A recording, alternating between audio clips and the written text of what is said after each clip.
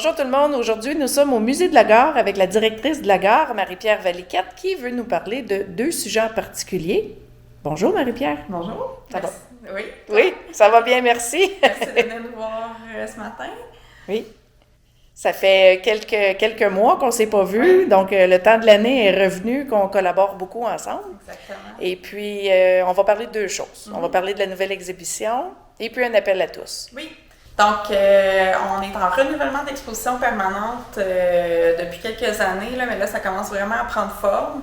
Donc, pour vous mettre en contexte un petit peu, au musée, vous êtes habitué de voir deux sortes d'expositions. Vous avez les expositions permanentes et les expositions temporaires.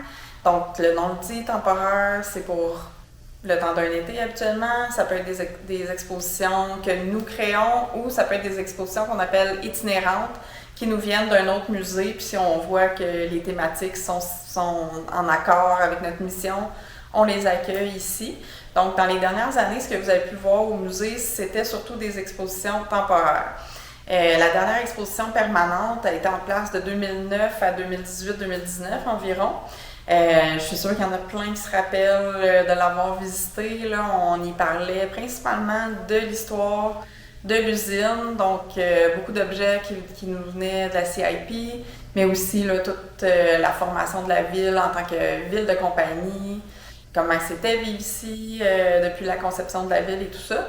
Puis on veut encore parler de ça dans la nouvelle exposition permanente qu'on est en train de préparer, mais on veut le faire de façon différente. Donc pour la nouvelle exposition permanente, on veut vraiment mettre de l'avant le bâtiment de la gare, ses fonctions originales, tout ce qui la rend unique. Là, c'est un bâtiment protégé de plein de façons. Donc ça, on va tout parler de ça dans l'expo. Mais une chose aussi, une façon qu'on veut quand même ramener l'histoire de Témiscamingue, qui est très importante pour nous, c'est au travers des histoires de voyageurs qu'on va pouvoir entendre dans l'exposition.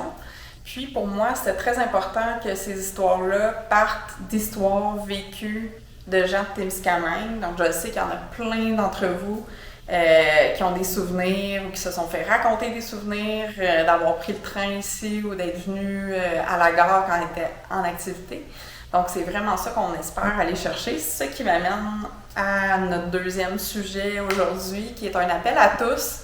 Justement, si vous avez des souvenirs d'avoir pris le train ici, d'être venu à la gare, si vous avez connu M. Irwin qui était le chef de gare pendant 40 ans ici. On aimerait entendre vos histoires, donc si vous avez des photos aussi. Moi, j'ai jamais vu ce que ça avait l'air ici à l'époque où c'était en activité, donc j'aimerais vraiment, je suis très curieuse de voir de quoi ça avait l'air. Donc, pour tout ça, si vous voulez communiquer avec nous, ça nous ferait bien plaisir de jaser avec vous. Donc, ouais. Comment on peut te rejoindre, Marie-Pierre? Il y a plein de façons, donc vous pouvez m'appeler directement au 819-627-6050. Appelez pas, pour ceux qui connaissent le numéro de la gare, vous êtes mieux sur mon cellulaire, là, parce que jusqu'à l'ouverture, là, je suis un peu entre le télétravail et le musée, donc sur mon cellulaire, vous êtes sûr de m'attraper. Ensuite de ça, ça peut être sur notre page Facebook du Musée de la Gare ou sur ma page Facebook personnelle.